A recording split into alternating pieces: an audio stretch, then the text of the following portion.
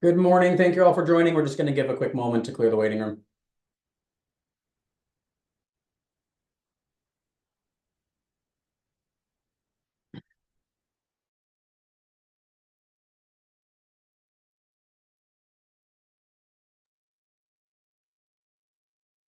Good morning. This is the voting hearing of the licensing board for the city of Boston. Today is Thursday, April 17th, 2025. Today's hearing is being recorded and will be posted to the city of Boston's website. While the public is encouraged to attend, there will be no additional testimony accepted this morning. Begin with the license premise inspection hearing, which occurred on Tuesday, April 15th, 2025. Item number one, Boston Ballroom Corporation doing business as Royale, located at 279 Tremont Street. Date of this incident, November 23rd, 2024. Assault and battery, employee on patron in violation of Mass General Laws, Chapter 138, Section 64, and Chapter 265, Section 13A. Thanks, Danny. One second. We were provided with a bunch of videos, clips of videos from different angles and different moments. After reviewing them, I was not able to find a violation. Yeah, I didn't think we had enough for this one. I agree. I didn't see anything. Danny, so I see no violation, but I would request that the licensee submit evidence or proof of de-escalation training of the door staff. It's not because I think they did anything wrong necessarily, but these are highly tense situations. Anyone put into that situation would be challenged as far as keeping their composure and following the rules and doing the right thing. I just think that it would be valuable to their staff to have an in-person de-escalation training. I totally agree. We've been saying this a lot lately. I think we're looking for more structure, something more documented that we can refer to. Yeah, I believe that this licensee does review responsibilities and roles and expectations with staff, but I think it needs to be more than that. I think they need to put themselves into these situations where, emotions are high and it's tense and discuss the ways and demonstrate ways to properly de-escalate situations.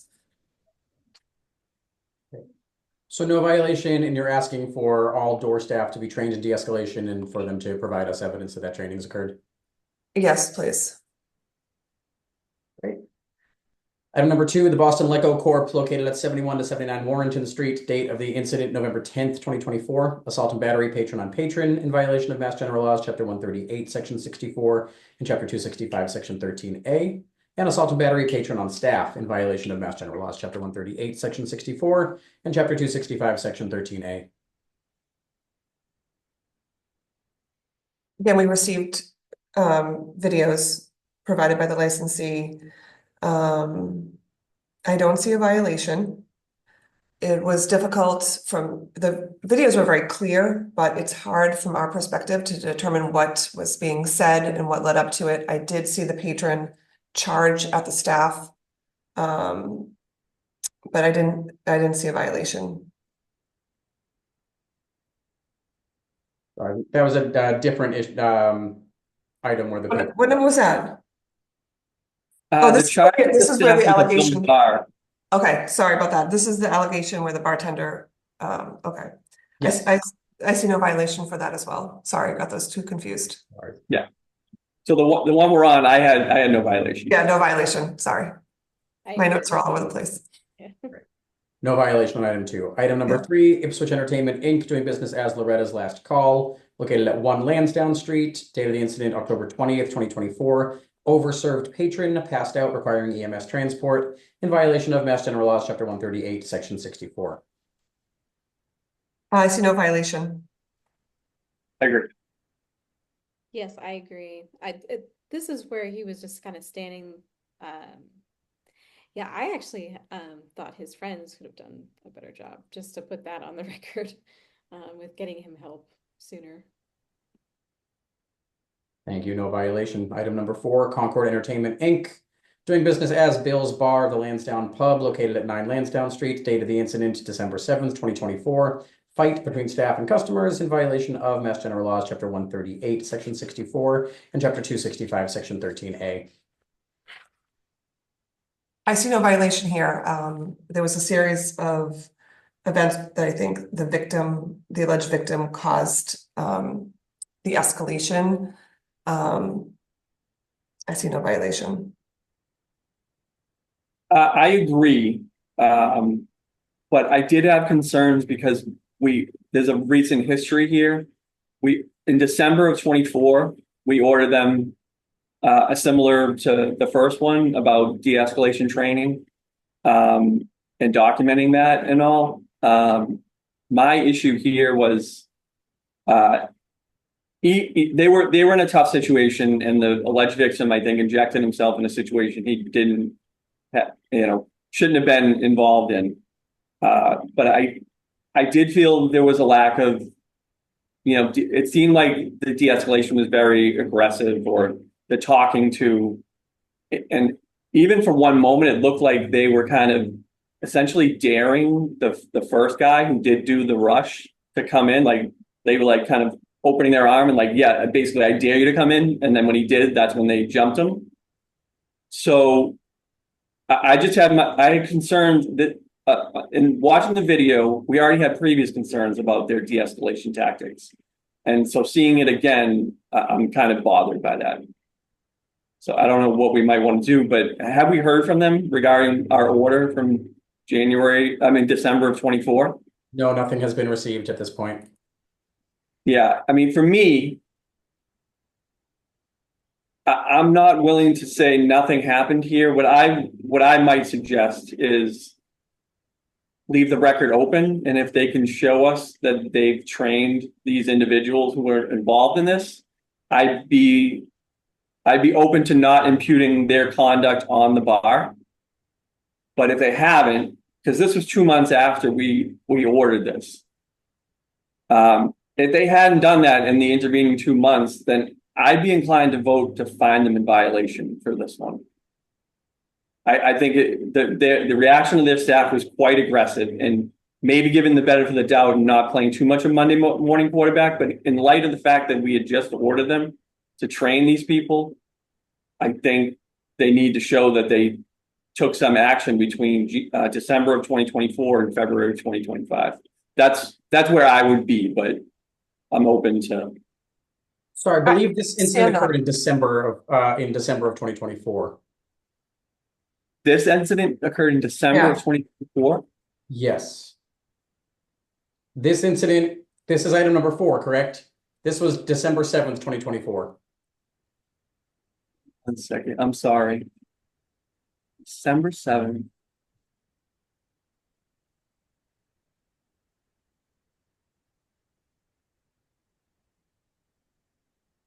The incident before us right now occurred on December 7th. Yeah.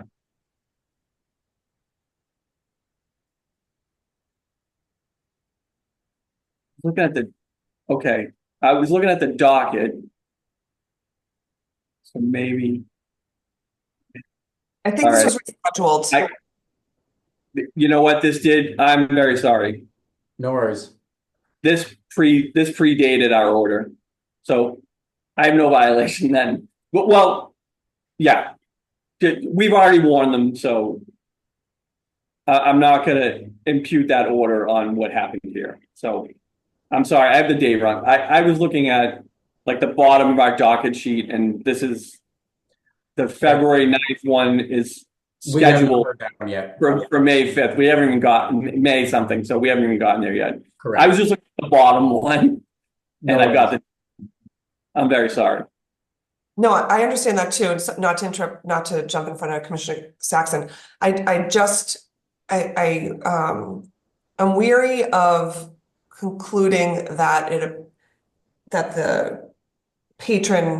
they dared the patron, because I want to encourage these licensees to cooperate by providing the video. It's really hard to without sound and without understanding what's going on at the time. It's hard to to draw that conclusion for me that perhaps they were daring them to come in and they shouldn't have been. But just want to note that for the record, because the cooperation in the providing a video goes a long way with me as far as making sure, as far as doing our job to make sure that these licensees follow our rules and regulations. So I wouldn't, I'm going on way too long about that one clip, but that's all I want to say. Yeah, I'll agree with the no violation. Like, I think if we start seeing a pattern, and if we can get all of these violations within their context and find out the timeline, maybe there's a separate conversation that we can have. But for now, I'll say no violation. Right. Danny, given the fact that we haven't gotten proof of this training that's on their docket, that we asked for back in December, I'd like to request that training be done within the next 30 days. And proof of that submitted to the board. I think we asked for confirmation to include at a minimum the training who participated in the curriculum covered. That's right. So sounds like no violation. The board will remind the licensee of their obligation to train their staff and to provide us documentation that will need to be done within 30 days. Item number 5, Concord Entertainment Inc. doing business as Bill's Bar, the Lansdowne Pub, located at 9 Lansdowne Street. Date of this incident, November 1st, 2024. Assault and battery, employee on patron in violation of Mass General Laws, Chapter 138, Section 64, and Chapter 265, Section 13A. Let's see. 1 second.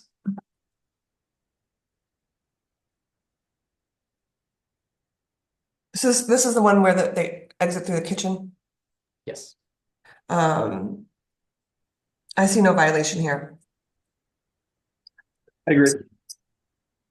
Yeah, I would actually give the doorman a compliment because I felt like he was punched quite a few times and didn't respond for a while.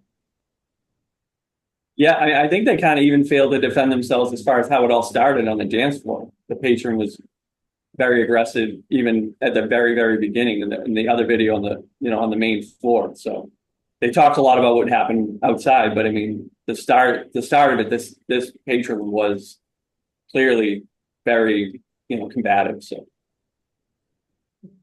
No violation. Item number 6, Stark Hospitality LLC doing business as Hugh, located at 90 Exeter Street. Date of this incident, January 19, 2025. Assault and battery, patron on patron in violation of Mass General Laws, Chapter 138, Section 64, and Chapter 265, Section 13A. I see no violation. I agree. I agree. Item number 7, The Next Place LLC doing business as The Greatest Bar, located at 262 to 266 Friend Street. Date of the incident, January 8th, 2025. Assault and battery, patron on patron in violation of Mass General Laws, Chapter 138, Section 64, and Chapter 265, Section 13A. While the patrons were in the licensed premise earlier, the actual altercation occurred down the street, so I can't find a violation there. I had no violation as well. Violation. The next 2 items were informational hearings. The licensee on item 8 was Newsret Boston LLC, doing business as Newsret Steakhouse, located at 100 Arlington Street. Informational hearing was regarding the legal right of the licensee to occupy the licensed premise, the execution and filing of the annual renewal application, and the non-use of the license in violation of Mass General Laws, Chapter 138, Sections 16A, 23, 64, and 77, and Board's Rule 1.07A and I, and 1.15A, 3, and 4. I'd like to schedule a cancellation hearing for 30 days from today, or in 30 days. I agree. Do we have to state the issues for the cancellation hearing? Just the potential violation of the sworn statement on the renewal? Yes. Yes, and they lost their right to occupy, so. I agree. Sounds reasonable. So cancellation hearing to be scheduled for the filing of the annual renewal, for losing the legal right to occupy, and also for non-use. Yes, and should we get a purchase and sale or an application before us, we'll cancel the cancellation hearing. Okay, cancellation hearing to be scheduled in 30 days, unless the board receives a application to transfer prior.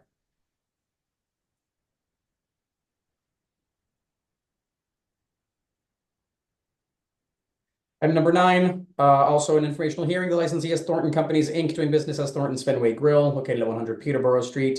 Similarly, informational hearing regarding the licensee's legal right to occupy the premise, the execution and filing of the annual renewal application, and non-use of the license. They told us at the hearing that they signed a PNS last Thursday. Until we see an application, I think we should also schedule a cancellation hearing for 30 days out. I agree. Sense. Now with this one, did we have the same issue about the renewal? I think at the time of the renewal, they would have been okay, right? It's not the same so. previous when they filed to renew, there was an issue, right? Their issues were after their renewal, right? Yeah, Am I wrong? I don't remember hearing that. Yeah, I don't believe that testimony was gotten on the record. We didn't probe into that. Oh, is it potentially an issue?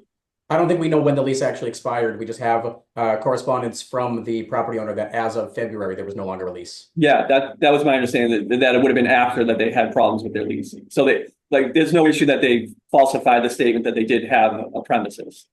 Not to the board's As far as knowledge. we know. Yeah. So this would just be non-use, and after the renewal, there would have been a loss of legal premises.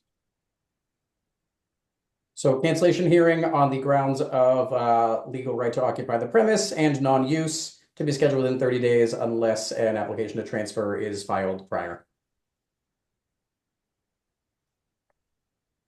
Thank you. Moving on to the transactional hearing, which occurred yesterday, Wednesday, April 16th, 2025. Item number 1, the Lennox Hotel LLC, located at 65 Exeter Street, has petitioned to change the DBA to Willow and Ivy and the Irving at the Lennox.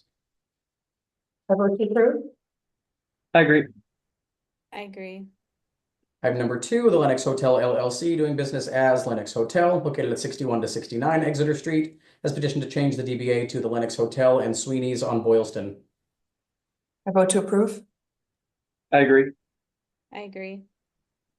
Item number 3, Barcelona South End LLC, doing business as Barcelona, located at 525 Tremont Street, has petitioned to change the manager to Alexander Falconer. I vote to approve the change of manager. I believe Mr. Falconer has the appropriate character and fitness to serve. I agree. I agree. Item 4, Wonder Boston LLC, doing business as Wonder Museum, located at 2 Avenue de Lafayette, has petitioned to change the manager to Skylar Mussey. I vote to approve the change of manager. I believe Ms. Mussey has the appropriate character and fitness to serve. I agree. Agree.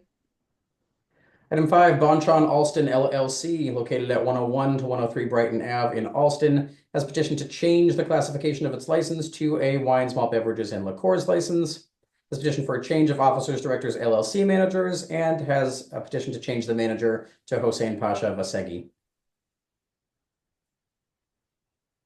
I vote to approve the change of classification. I vote to approve the petition for the change of officers, directors, and managers, and to approve the change of manager to Mr. Vasegi. I believe he has the appropriate character and fitness to serve. I agree. Item 6, Dining Innovation Massachusetts, Inc., doing business as Tsuru Tan Tan, located at 512 Commonwealth Ave, has petitioned to transfer the license to UMNVAG Kenmore LLC at the same location. Michael Jamin, manager, 2 a.m. closing hour.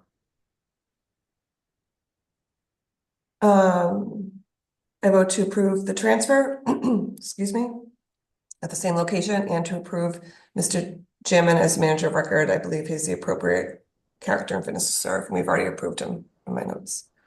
I agree. Item 7, Santu and Sabuj Market, Inc., doing business as Santu and Sabuj Market, located at 1595 to 1609 Blue Hill Ave in Mattapan, has applied for a retail package store wines and malt beverages license. Manager Sabuj Barua, closing time 10 p.m. The testimony at the hearing was that the licensee plans to bring in offerings from the neighborhood that complement his Caribbean groceries. I believe there's a public need for this. I would request, should this be approved, that the licensee, that we put a condition on the license that the licensee keep a floor plan on premise at all times that's available for inspection, and to come back to this board should they want to expand their offerings beyond what's been approved today, alcohol offerings. I agree across the board. Approved with the standard package store conditions that there will be no change in the amount of floor space dedicated to alcohol or change in floor plan without board approval, and that they must have a floor plan on site at all times. Yes, and I forgot to mention I approved Mr. Barua as manager of record. I believe he is the appropriate character and fitness to serve. Thank you. The remaining items on the transactional agenda, 8 through 13, are new applications for on-premise Section 12 liquor licenses. Chairman Joyce, would we like to hold deliberation until after May 23rd? Yes. Items 8 through 12 are deferred until after all the applications in the May 23rd round have been heard. Moving on to non-hearing transactions, the following are applying for a new common victualler license at a previously licensed location. Item 1, Dorchester Fried Chicken LLC, doing business as Dorchester Fried Chicken, located at 855 Washington Street in Dorchester. Manager Fazal Kadir, hours of operation 10 a.m. to 11 p.m. I vote to approve. I agree. Item 2, Edward Ramon German Sanchez as a sole proprietor, doing business as Ratata Chimi Restaurant, located at 888A Morton Street in Dorchester. Manager Edward Ramon German Sanchez, hours of operation 8 a.m. to 12 a.m. I vote to approve. I agree. I agree. Item 3, Cocoa Coffee Causeway LLC, doing business as Cocoa Coffee, located at 222 Causeway Street. Manager Todd Kiarizov, hours of operation 7 a.m. to 11 p.m. I vote to approve. I agree. Item 4, Make Life Sweeter LLC, doing business as Flower Bakery and Cafe, located at 1B Charles Street. This is within the Boston Common. Manager Carol Oldham, hours of operation 7 a.m. to 9 p.m. I vote to approve. I agree. Item 5, La Cabra Restaurant Inc., doing business as La Cabra Restaurant Inc., located at 1296 Blue Hill Ave in Mattapan. Manager Alejandro Coelho, hours of operation 7 a.m. to 11 p.m. I vote to approve. I agree. I agree. Item 5, Noodle Lab LLC, doing business as Noodle Lab at 100 Hanover Street within the Boston Public Market. Manager Audrey Yap, hours of operation 8 a.m. to 8 p.m. I vote to approve. I agree. And item number 6, Chang Fa LLC, doing business as New Golden Kitchen number 1, located at 1495 Dorchester Ave in Dorchester. Manager Wenjing Zhang, hours of operation 11 a.m. to 10 p.m. I vote to approve. I agree. Following have applied to make changes to their existing common victualler licenses. Item number 1, Swaste Hanover LLC, doing business as Sushi Roll, located at 227 Hanover Street, has petitioned to change the DBA to Matcha Loves Boba, and has petitioned to change the manager to Menghong Hack. I vote to approve. I agree. Item 2, Coco Da Seaport LLC, doing business as Coco Da, located at 53 Northern Ave, has petitioned to change the DBA to Love Art Sushi. I vote to approve. I agree. And item 3, China Sea Restaurant Inc., doing business as China Sea, located at 1202 Blue Hill Ave in Mattapan, has petitioned to change the manager to Zhigang Lei. I vote to approve. I agree. Following is applied to make changes to their existing bowling alley license. Central Park Lanes Inc., located at 10 Saratoga Street in East Boston, has petitioned to change the closing hour from 9 p.m. to 11 p.m. I vote to approve. I agree. And the following is applied to make changes to their existing dormitory license. New England Conservatory of Music at 255 St. Botolph Street has applied for an increase in capacity from 251 residents to 304 residents. Some rooms are converting from doubles to triples. I vote to approve. I agree. Following have applied to make changes to their existing lodging house licenses. Items 1 through 4, Commonwealth Land Trust, Inc., doing business as Bowden Manor Housing at 3741 Bowden Street at 698 Mass Ave, as 123 Crawford Street at 123 Crawford Street in Dorchester, and at 523 Mass Ave in Roxbury, have all applied to change their manager to Monica Jewson. I vote to approve. I agree. And item 5, MIT alumni of Tau EF Student Aid Foundation, Inc., doing business as MIT at 253 Commonwealth Ave, has applied to change the manager to Sean Josephson. I vote to approve. I agree. Following have applied for one-day amendments to their existing licenses. Item 1, the Catered Affair, Inc., doing business as the Catered Affair at the Boston Library, 700 Boylston Street, has applied to extend their closing hour to 1 a.m. with all guests out by 2 a.m. for a wedding on May 10th. I vote to approve. I agree. Item number 2, the same licensee, the Catered Affair at the Boston Public Library, has applied for a later closing hour of 1 a.m. with all guests out by 2:30 for a wedding on June 21st. I vote to approve. I agree. Item 3, same licensee again, Catered Affair at the Boston Public Library, has applied for a later bar closure of 1 a.m. with guests out by 2:30 for a wedding anniversary party on July 12th. I vote to approve. I agree. Item number 4, High Street TRS LLC, doing business as High Street Place, located at 100 High Street, has applied to extend their existing license onto High Street between Federal Street and High Street parking garage and into the 100 High and 160 Federal Street lobbies for the Big Queer Food Festival on May 4th and 5th from 11:30 a.m. to 4:30 p.m. I vote to approve. I agree. And item 5, Notch Brighton Taproom LLC, located at 1420 to 1440 Soldiers Field Road in Brighton, has applied to extend their license into Garage B for a bar mitzvah on April 26th from 6 to 10 p.m. Vote to approve. I agree. I agree. Board has before them a list of applicants for special one-day alcoholic beverage licenses, which have been administratively reviewed by staff for approval by the board. And we have one item on old and new business for acknowledgement. The board is in receipt of correspondence from Self Up LLC, doing business as Self Up Cooking Classes at 19 to 21 Kingston Street, and Goggle Moggle Inc., doing business as Seabiscuit at 256 Marginal Street in East Boston, notifying the board of the mutual intent to revoke the transfer of the license, which the board had approved on September 26, 2024. As the transaction had not been closed in time to meet the purchase and sale agreement, they're asking for the board and the ABCC to revert the license back to the seller. Approve.